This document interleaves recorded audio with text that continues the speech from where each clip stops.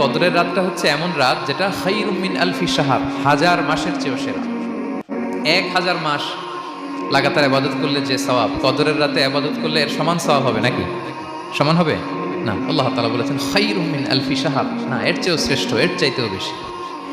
1000 মাসে অর্থাৎ 1000 মাসে হয় 83 বছর 4 মাস।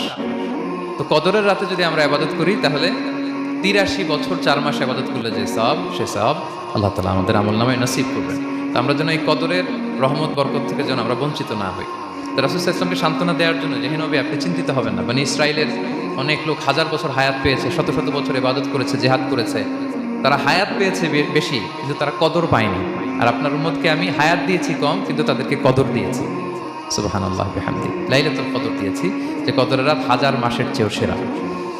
তো এই কদরের রাতকে আবার লাইলাতুল মুবারাকাও বলা হয়েছে। ইন্না আনসালনাহু ফি লাইলাতিন মুবারাকা, এটা বরকতময় রাত।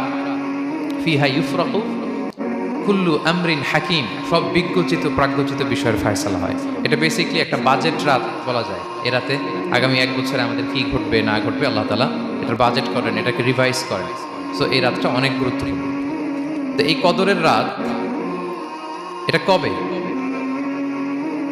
এটা স্পেসিফিক ছিল, মানে সুনির্দিষ্ট ছিল। রাসূল সাল্লাল্লাহু আলাইহি ওয়াসাল্লাম আমাদেরকে জানাতে চেয়েছিলেন কবে, কিন্তু রাসূল সাল্লাল্লাহু আলাইহি ওয়াসাল্লাম জানাতে পারেননি। সহিহ বুখারীতে এসেছে যে রাসূল সাল্লাল্লাহু আলাইহি ওয়াসাল্লাম খরাজান নবী সাল্লাল্লাহু আলাইহি ওয়াসাল্লাম লিয়ুখবিরানা বিলাইলাতিল কদর। উবাদা ইবনে সামিত রাদিয়াল্লাহু তাআলা আনহু বলেন রাসূল সাল্লাল্লাহু আলাইহি ওয়াসাল্লাম আমাদেরকে জানাতে বের হয়েছিলেন যে কবে কদরের রাতটা। ফাতালাহা রাজুলান মিনাল মুসলিমিন, হঠাৎ মুসলমানদের মধ্য থেকে দুইজন ঝগড়া লাগলো, তর্ক লাগলো। রাসূল সাল্লাল্লাহু আলাইহি ওয়াসাল্লাম হঠাৎ করে ওই ঝগড়ার দিকে খেয়াল করলেন, ওইদিকে খেয়াল করে ওই তারিখটার কথা তিনি ভুলে গেলেন। ফারুফিআ, রাসূল সাল্লাল্লাহু আলাইহি ওয়াসাল্লাম বললেন আমার হৃদয় থেকে, অন্তঃকরণ থেকে এটাকে উঠিয়ে নেওয়া হলো। এখন আমি মনেই করতে পারছি না এটা কি 23 না 25 না 27 না 29, আমি মনে করতে পারছি না। এজন্য রাসূল সাল্লাল্লাহু আলাইহি ওয়াসাল্লাম বলেছেন যে তবে আমি এতটুকু মনে করতে পারছি, ফালতামিসুহা ফিল আশরিল আওয়াখিরি ফিল বিত্র, রমাদানের শেষ দশকের বেজর রাত্রিগুলোতে তোমরা কদর তালাশ করো। বেজর রাতে যদি তোমরা কদর তালাশ করো তাহলে এই কদর সুনিশ্চিতভাবে তোমরা পাবে। তো এই জন্য স্কলাররা সবসময় বলেন যে লাস্ট 10 days অফ রমাদান খুব গুরুত্বপূর্ণ, সবচেয়ে the cream time of Ramadan. I repeat, এটা রমাদানের একেবারে মাহেন্দ্রক্ষণ। এই 10 দিনের যে কোনো 10 রাতের যে কোনো রাত কদর হয়ে যেতে পারে, বিশেষ করে অড নাইটসগুলো 21, 23, 25, 27 এবং 29, যে কোনো দিন হয়ে যেতে পারে কদর। সো বুদ্ধিমানের কাজ হচ্ছে আমরা যেন রমাদানের শেষ 10 রাতে লাগাতার একইভাবে একই স্পিডে আমরা যেন ইবাদত করি। কোনো রাতে বেশি করলাম, হয়তো 27-এর রাতে আমি খুব ভাব গাম্ভীর্য নিয়ে খুব আবেগ নিয়ে ইবাদত করলাম, কিন্তু হয়ে যেতে পারে যে এবছর কদর ছিল 25-এর রাত, হতে পারে না? পারে। তো আমরা তো মিস করে ফেললাম। তো আমরা যেন মিস না করি। বুদ্ধিমানের কাজ হবে সমান তালে ইবাদত করা, এবং এটা এত গুরুত্বপূর্ণ। রাসূল সাল্লাল্লাহু আলাইহি ওয়াসাল্লাম এত এমফাসাইজ করে কোনো রাতের কথা বলেন। আরবি মাস অনুযায়ী 354টা রাতের মধ্যে সবচাইতে শ্রেষ্ঠ রাত, সবচাইতে শ্রেষ্ঠ রাত সূর্য ডোবার পর থেকে হাত্তা মাতলাইল ফাজর, ফজরের সূচনা লগ্ন পর্যন্ত শান্তিময় এ রাত, বরকতের এ রাত। রাসূল সাল্লাল্লাহু আলাইহি ওয়াসাল্লাম বলেছেন মান হুরিমা খায়রাহা ফাকাদ হুরিম, যে কদরের বরকত থেকে খায়ের থেকে বঞ্চিত হলো সে আসলেই বঞ্চিত। হি ইজ দ্য লুজার, সে হতভাগা, সে পোড়া কপাল, সে বঞ্চিত। মান হুরিমা খায়রাহা ফাকাদ হুরিম, যে কদর পেল না সে হতভাগা। এখন আমরা কি হতভাগা হতে চাই? আমরা শুরুতে অনেক হোপফুল ছিলাম, এত এত ব্লেসিংস, এত এত বরকত, রহমতের ফলগুধারায় আমরা প্লাবিত হচ্ছি রমাদানে। তো আমরা তো হতভাগা হতে চাই না। তো আমরা যেন এই শেষ 10 দিন এক তালে আন্তরিকতার সাথে ঈমান ও ইহতিসাবা আমরা যেন ইবাদত করি। সম্মানিত ভাই এবং বোনেরা, তাহলে আমরা সৌভাগ্যশীলদের অন্তর্ভুক্ত হতে চাই, হতভাগা হতে চাই না। আমরা এবার একটু শুনবো যে রাসূলুল্লাহ সাল্লাল্লাহু আলাইহি ওয়াসাল্লাম কদরের রাতগুলোতে কি কি ইবাদত করতেন। আমি খুঁজে 5টা আমলের কথা পেয়েছি বিশেষভাবে, কমন যে আমলগুলো সেগুলোতে ছিলই, বিশেষভাবে 5টা কাজ রাসূল সাল্লাল্লাহু আলাইহি ওয়াসাল্লাম এই কদরের রাতে করতেন। 1 নম্বর কাজ হচ্ছে তিনি সারা রাত জেগে ইবাদত করতেন এবং পরিবারের লোকদেরকে ঘুমোতে দিতেন না, উঠিয়ে দিতেন। বছরের অন্য কোনো সময়ে সারা রাত জেগে ইবাদত করার কোনো নজির রাসূল সাল্লাল্লাহু আলাইহি ওয়াসাল্লামের জীবনে ছিল না, সব রাতে ঘুমাতেন। আমি জোহর বারুতে একটা কনভেনশনে the daily routine of prophet সাল্লাল্লাহু আলাইহি ওয়াসাল্লাম একটা আলোচনা করেছিলাম, যেখানে রাসূল সাল্লাল্লাহু আলাইহি ওয়াসাল্লামের দৈনন্দিন জীবনের রুটিন আলোচনা করেছিলাম। সেখানে আমরা বলেছি যে রাসূল সাল্লাল্লাহু আলাইহি ওয়াসাল্লামের দৈনন্দিন অভ্যেস ছিল তিনি এশার পরেই তাড়াতাড়ি ঘুমিয়ে পড়তেন আর মিড নাইটে উঠতেন। রাসূল সাল্লাল্লাহু আলাইহি ওয়াসাল্লামের কর্মদিবস শুরু হতো মিড নাইটে, আমাদের তো সকালে কারো আরো অনেক পরে শুরু হয়। রাসূল সাল্লাল্লাহু আলাইহি ওয়াসাল্লামের কর্মদিবস শুরু হতো বেসিক্যালি মিড নাইটে। এশার পরে কথাবার্তা না বলে আগে ঘুমোতে যেতেন, মিড নাইটে উঠতেন, কিন্তু ঘুমাতেন। ঘুম ছাড়া রাত কাটাতেন না। সারা বছরের এটা ছিল যে এশার পর পরে ঘুমোতে যেতেন, except the last 10 days of Ramadan. রমাদানের শেষ 10 রাতে রাসূল সাল্লাল্লাহু আলাইহি ওয়াসাল্লাম ঘুমাতেন না। এই 10 দিনের ব্যাপারেই পাওয়া যায় সারা রাত জেগে তিনি ইবাদত করতেন। আম্মা জান আয়েশা রাদিয়াল্লাহু তাআলা আনহা বলেন, ইযা দাখালা আল আশরু আহিয়া আল লাইলা ওয়া আইকাযা আহলা ওয়া জাদ্দা ওয়া শাদ্দা আল মিযজার।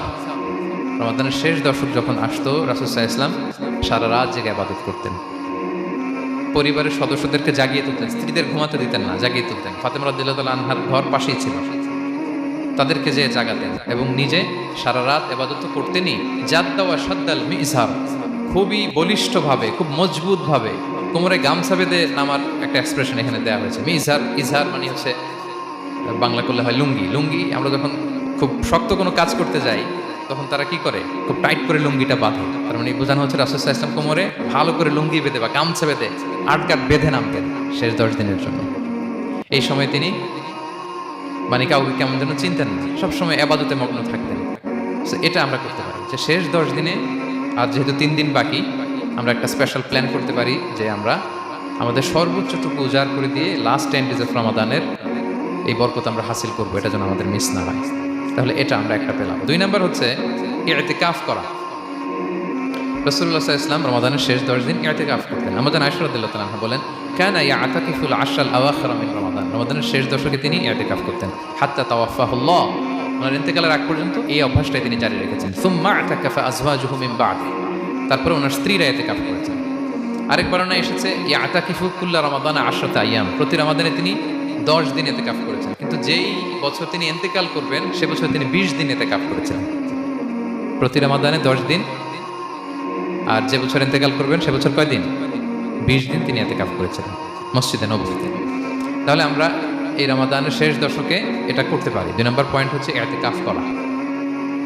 যারা আমরা করিনি তারা আমরা ইতিকাফ করতে পারি। আমাদের আইআইএম এর মসজিদ এটা ইতিকাফের জন্য একটা উর্বর জায়গা। আমরা যখন এই ক্যাম্পাসে ছিলাম তখন দেখেছি যে এখানকার ইতিকাফের পরিবেশ যে এত সুন্দর, এটা কল্পনাই করা যায় না। অসাধারণ পরিবেশ। আপনি যদি ইতিকাফ নাও করেন, রাত 2টা বা 3টার দিকে সেন্ট্রাল মস্কে এসে বসে থাকলেও হবে। রাত 2টা 3টার দিকে এসে বসে থাকলে দেখবেন যে কেউ সেজদায় পড়ে কান্না করতেছে, কেউ হালাকা করতেছে, কেউ তাসবিহ পড়তেছে, কেউ কোরআন তেলাওয়াত করতেছে। মানে এত সুন্দর পরিবেশ, ওটা দেখলেই আপনার ইবাদত করতে মন চাইবে। তো আমরা যেন ইতিকাফ করার চেষ্টা করি। ইতিকাফ করতে না পারলে শেষ দশকের রাতগুলো যেন মসজিদে কাটানোর চেষ্টা করি, তা না পারলেও বাসায় যেন এই রাতগুলো আমরা মিস না করি। বিশেষ করে সেন্ট্রাল মস্কে তো অসাধারণ পরিবেশ, এটা হাইলি রেকমেন্ডেড। ইফ পসিবল আপনারা আসবেন, এখানে ইবাদতের চমৎকার পরিবেশ থাকে। 3 নাম্বার হচ্ছে রাসূল সাল্লাল্লাহু আলাইহি ওয়াসাল্লাম এবং জিবরাইল আলাইহিস সালাম যৌথভাবে কোরআন রিভিশন করতেন। খুব ইন্টারেস্টিং। সারা বছর যেটা নাজিল হতো, রমাদানে জিবরাইল আলাইহিস সালাম রাসূল সাল্লাল্লাহু আলাইহি ওয়াসাল্লামকে শোনাতেন, রাসূল সাল্লাল্লাহু আলাইহি ওয়াসাল্লাম জিবরাইল আলাইহিস সালামকে শোনাতেন। সহিহ বুখারীর বর্ণনা, কানা জিবরিলু ইয়ালকাহু ফি কুল্লি লাইলাতিন মিন রমাদান ফায়ুদারিসুহুল কুরআন। প্রতি রমাদানের প্রতি রাতে এসে রাসূল সাল্লাল্লাহু আলাইহি ওয়াসাল্লামের সাথে কোরআন মুদারাসা করতেন। সহিহ মুসলিমের বর্ণনায়, আন্না জিবরিল কানা ইউআরিদুহু বিল কুরআন কুল্লা আমিন মাররা। প্রতি বছর রমাদানে একবার শোনাতেন বা শুনিয়েছেন। যে বছর তিনি ইন্তেকাল করবেন তিনি 2 বার শুনিয়েছেন। আরাদা ইউআরিদ, মানে এটা ফ্রম বোথ সাইড। আরবি শব্দটা এমন যে জিবরিল আলাইহিস সালাম শোনাতেন, এরপর রাসূল সাল্লাল্লাহু আলাইহি ওয়াসাল্লাম জিবরিল আলাইহিস সালামকে শোনাতেন। কোরআন রিভিশন করা। তো এই শেষ দশকের রাতগুলোতে আমরা যেন বেশি বেশি কোরআন পড়ি। কোরআন তেলাওয়াত, কোরআনিক রিসাইটেশন হতে পারে, কোরআনের অর্থ পড়া হতে পারে, তাদাব্বুরে কোরআন হতে পারে, কোরআনের হালাকায় জয়েন করা হতে পারে। ইন ইটস এনি ফর্ম আমরা যেন কোরআনের সাথে অ্যাটাচমেন্টটা বাড়াই লাস্ট 10 ডেজ অফ রমাদানে। 4 নাম্বার কিয়ামুল লাইল করা। রাসূল সাল্লাল্লাহু আলাইহি ওয়াসাল্লাম কিয়ামুল লাইল করতেন এবং কিয়ামুল লাইল শব্দটাকে রাসূল সাল্লাল্লাহু আলাইহি ওয়াসাল্লাম কদরের সাথে জুড়ে দিয়েছেন। সহিহ বুখারীর বর্ণনায় তিনি বলেছেন, মান কামা লাইলাতাল কদরি ঈমানা ওয়া ইহতিসাবা গুফিরা লাহু মা তাকাদ্দামা মিন যামবি। কদরের রাতে যে কিয়ামুল লাইল করে বিশ্বাস নিয়ে এবং নাজাতের প্রত্যাশা নিয়ে, তার পূর্বের সমস্ত গুনাহ আল্লাহ তাআলা ক্ষমা করে দিবেন। তাহলে কিয়ামুল লাইলটা রাসূল সাল্লাল্লাহু আলাইহি ওয়াসাল্লাম বিশেষভাবে কদরের রাতের সাথে সম্পৃক্ত করেছেন। আমরা যেন প্রতি রাতে কিয়ামুল লাইল করি, লম্বা সময় যেন দাঁড়িয়ে থাকি, লম্বা সময় কোরআনিক রিসাইটেশন করি, দাঁড়িয়ে থেকে লম্বা সময় রুকু, লম্বা সময় সিজদা, স্পেশালি সিজদা। আখরাবু মা ইয়াকুনুল আবদু মির রাব্বিহি ওয়া হুয়া সাজিদ ফাআকসিরু ফিহি দুআ। বান্দা যখন সিজদায় থাকে আল্লাহ সবচেয়ে কাছে থাকে। তো আমরা তো আল্লাহর সবচেয়ে কাছে যেতে চাই এই ক্রিম টাইমটাতে, কি বলেন? আমরা যেন লম্বা সময় সিজদাতে থাকি। কিন্তু আমাদের অনেকের যেটা হয়, নামাজে তাড়াহুড়ো, অনেকের সব ব্যস্ততা যখন নামাজে দাঁড়াই এরকম হয়ে যায়। রাসূল সাল্লাল্লাহু আলাইহি ওয়াসাল্লামের সালাত যদি আমরা খেয়াল করি, বিশেষ করে কিয়ামুল লাইলে এত যে সুন্দর ছিল। আম্মা জান আয়েশা রাদিয়াল্লাহু তাআলা আনহাকে জিজ্ঞেস করা হয়েছিল যে, হে আম্মা জান, রাসূল সাল্লাল্লাহু আলাইহি ওয়াসাল্লামের কিয়ামুল লাইল কেমন ছিল, কিভাবে কিয়ামুল লাইল করতেন? আম্মা জান আয়েশা, দেখেন ওনার এক্সপ্রেশনটা কত সুন্দর। তিনি বলেছেন, ফালা তাসআল আন হুসনিহিন্না ওয়া তুলিহিন্না। রাসূল সাল্লাল্লাহু আলাইহি ওয়াসাল্লামের কিয়াম যে কত সুন্দর ছিল, কত লম্বা ছিল, আমায় জিজ্ঞেস করো না, আমি বলতে পারবো না। আমরা অনেক সময় যখন খুব বেশি চমৎকার কিছু হয় তো আমরা কি বলি, ভাই এত সুন্দর ছিল আমি বোঝাতে পারবো না, এরকম বলি না যে এত অসাধারণ আমি বলে বোঝাতে পারবো না। বাংলাতেও কিন্তু আমরা বলি এত চমৎকার বলে বোঝাতে পারবো না, শব্দের গুণনে ভাষার গুণনে আমি ফুটিয়ে তুলতে পারবো না। তো আমরা জানা সেটাই বলেছিলেন, ফালা তাসআল আন হুসনিহিন্না ওয়া তুলিহিন্না। রাসূল সাল্লাল্লাহু আলাইহি ওয়াসাল্লামের রাতের নামাজ কিয়ামুল লাইল যে কত সুন্দর ছিল, কত দীর্ঘ ছিল, লম্বা ছিল, আমায় জিজ্ঞেস করো না, আমি বলে বোঝাতে পারবো না। সুবহানাল্লাহি ওয়া বিহামদিহি। আমরা যেন লম্বা সময় কিয়ামুল লাইল করি। আমাদের আয়েশা রাদিয়াল্লাহু তাআলা আনহা আরো বলেন, কানা ইয়াকুমু মিনাল লাইলি হাত্তা তাতাফাত্তারা কদামা। এত দীর্ঘ সময় দাঁড়িয়ে থাকতেন, থাকতে থাকতে ওনার পা ফুলে যেত, পা দুটো ফুলে যেত। আপনিও দীর্ঘ সময় দাঁড়িয়ে দেখেন যে পায়ে ঝিম ধরে যাবে, পা ফুলে যাবে, এটা করতেন রাসূল সাল্লাল্লাহু আলাইহি ওয়াসাল্লাম। তো আমরা যেন আয়েশা বলেন, ইয়া রাসূলুল্লাহ লিমা তাসনাউ হাযা ওয়া কদ গুফিরা লাকা মা তাকদ্দামা মিন যামবিকা মা তাআখার। আপনি এত কষ্ট কেন সহ্য করেন নিজের দেহের উপরে? আপনার তো আগের পরের সব গুনাহই মাফ। আদত তো রাসূল সাল্লাল্লাহু আলাইহি ওয়াসাল্লাম গুনাহই নেই, তিনি নিষ্পাপ। এত কষ্ট কেন করেন? আপনার আগের পরের সবই তো মাফ করে দেয়া হয়েছে, কেন করেন? রাসূল সাল্লাল্লাহু আলাইহি ওয়াসাল্লাম উত্তর করেছেন, আফালা উহিব্বু আন আকুনা আবদান শাকুরা। আয়েশা, আমি কি শুকরগুজার বান্দা হতে পছন্দ করব না? আল্লাহ তাআলা আমাকে তার রহম এবং করমে সব মাফ করে দিয়েছেন, কিন্তু আমি কি শুকরগুজার হব না? আমি কি আমার রোলটা প্লে করব না? আমি কি নিজেকে সঁপে দেব না আল্লাহ তাআলার কাছে যায় নামাজে? তো এটা ছিল সংক্ষেপে রাসূল সাল্লাল্লাহু আলাইহি ওয়াসাল্লামের কিয়ামুল লাইলের ধরন। এভাবে তিনি দীর্ঘ সময় কিয়ামুল লাইল করতেন। আমরা যেন এটা করি। সেন্ট্রাল মস্কে কিয়ামুল লাইল এবছর নিশ্চয়ই হচ্ছে, আমরা যেন অংশগ্রহণ করি। 5 নম্বরে রাসূল সাল্লাল্লাহু আলাইহি ওয়াসাল্লাম দোয়া করতেন। এই কদরের রাতগুলোতে খুব বেশি বেশি দোয়া করতেন। দোয়া নিয়ে আমরা একটা জুমার খুতবা দিয়েছিলাম, সেখানে আমরা বলেছিলাম যে দোয়া হতে হবে খুব আন্তরিক দোয়া, রোবোটিক দোয়া যেন না হয়। আপনার আবেগ, ভালোবাসা, মনের মাধুরী মিশিয়ে, চোখের পানি মিশিয়ে, অশ্রুসিক্ত করে এই দোয়াটা করতে হবে, তাহলে সে দোয়া আল্লাহর কাছে কবুল হবে। আমরা যেন আমাদের ভাব, আবেগ সব ঢেলে দিতে পারি আমাদের দোয়াতে, আমাদের সিজদায়, আমাদের কিয়ামুল লাইলে। এবং যে কোনো ভাষায় কোরআনিক দোয়াগুলো রেকমেন্ডেড, হাদিসের মাসুরগুলো রেকমেন্ডেড। তাছাড়া আপনার নিজের ভাষায় আপনার কি চাওয়া, আপনার কি আকাঙ্ক্ষা, আপনার মনের কষ্ট, যাতনা সব কিছু আপনি আল্লাহ তাআলার কাছে পেশ করুন। এবং আম্মা জান আয়েশা জিজ্ঞেস করেছিলেন, ইয়া রাসূলুল্লাহ, আমি যদি কদর পেয়ে যাই আমি কি বলবো এ রাতে? মা আদউ, কি দোয়া করব? রাসূল সাল্লাল্লাহু আলাইহি ওয়াসাল্লাম বললেন, তাকুলিন, আয়েশা তুমি বলবে, আল্লাহুম্মা ইন্নাকা আফুউন তুহিব্বুল আফওয়া ফাআফু আন্নি। আয়েশা তুমি যদি কদরের রাত পেয়ে যাও এটা বলবে, হে আল্লাহ আপনি ক্ষমাশীল, আল্লাহ আপনি ক্ষমাকে পছন্দ করেন, আল্লাহ তাই আপনি আমায় ক্ষমা করেন। হে আল্লাহ আপনি ক্ষমাশীল, আপনি ক্ষমাকে পছন্দ করেন, আল্লাহ আপনি আমাকে ক্ষমা করেন। এই দোয়াটা আমরা যেন বেশি বেশি করি। আমার সাথে সাথে সবাই একটু পড়ুন মেহরবানি করে, আল্লাহুম্মা ইন্নাকা আফুউন তুহিব্বুল আফওয়া ফাআফু আন্নি। আল্লাহুম্মা ইন্নাকা আফুউন তুহিব্বুল আফওয়া ফাআফু আন্নি। হে আল্লাহ আপনি ক্ষমাশীল, আপনি ক্ষমা করাকে পছন্দ করেন, আল্লাহ আমাকে ক্ষমা করেন। আমরা আমাদের নিজেদের ভাষায় অনেক দোয়া করতে পারবো, কিন্তু রাসূল সাল্লাল্লাহু আলাইহি ওয়াসাল্লামের শেখানো দোয়াগুলো এটা হচ্ছে মানে very precise in wording but comprehensive in meaning. এটার অর্থ, এটার আবেদন এটা অনেক বেশি।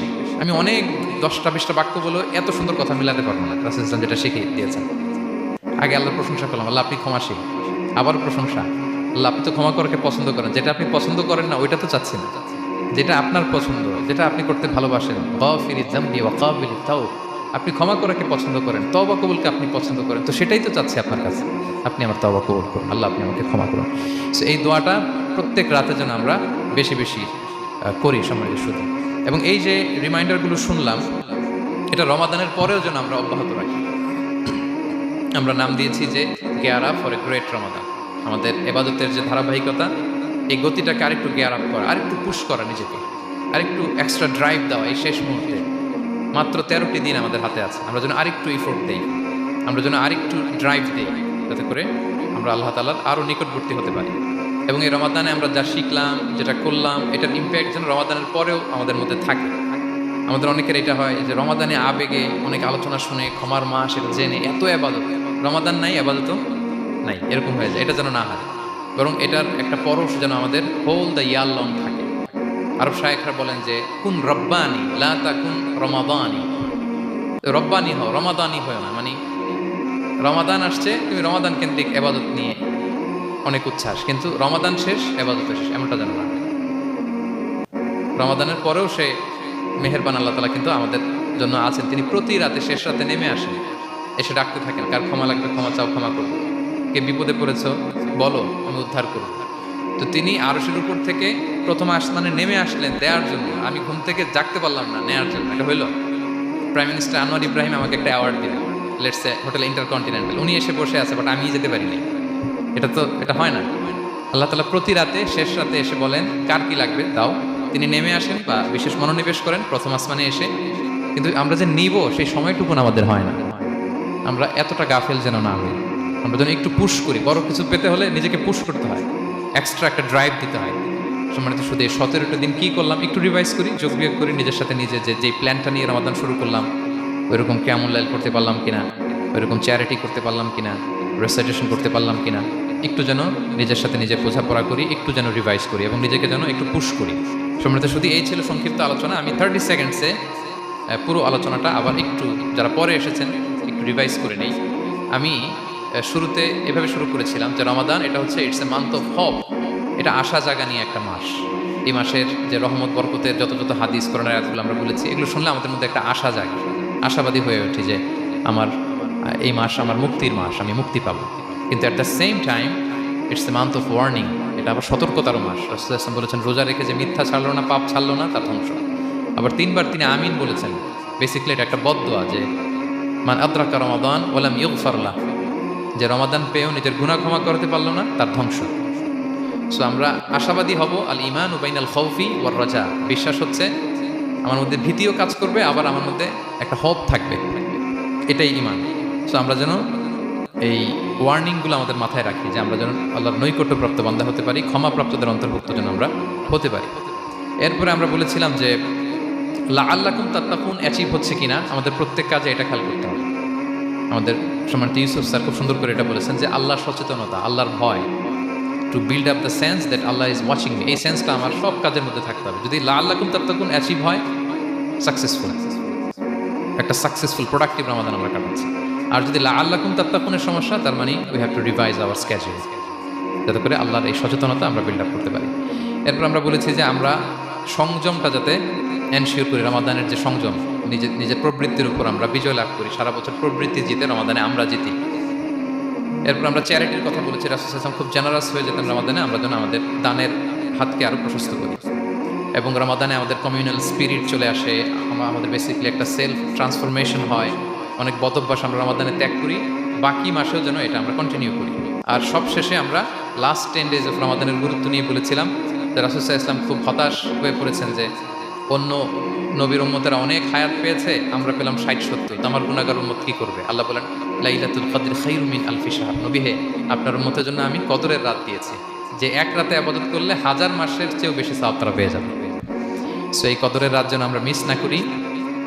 কোনটা কদরের রাত? আমরা বলেছিলাম শেষ 10 দিন সমান তালে ইবাদত করব। বিশেষ করে আমরা গুরুত্ব দিব অড নাইটসগুলোতে, 21, 23, 25, 27, 29 আমরা গুরুত্ব দিব।